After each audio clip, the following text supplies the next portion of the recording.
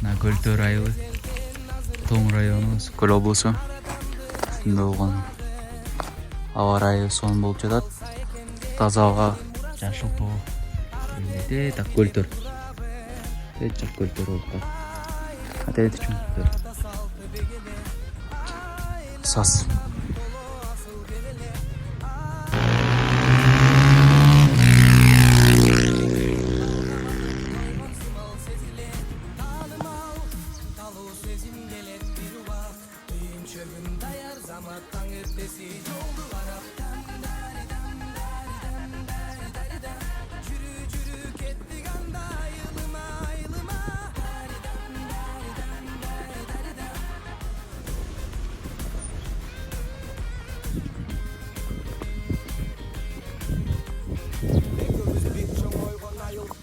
Kaldı tübülük dayım Balalık gezge düşüp ayıldı Aylan aylı Kurbulardı çok oldu Dasturban alıp Ondunu jarıp Жаңырсын ayıldın sonun ırları Şarakkan bulardı жүрөкө дары Баралы айылга тажатса шарым Жандырып жайлоодо жаштыктын шамын Алабы жүрөктөр бир аз жашарып Алабы жүрөктөр бир аз жашарып Ааламга жол айылдан өтөм Унутпай сактаймын мен аны эсте Сагынып айылды кучактап бекем Дүйүнчөгүм алып айылга кетем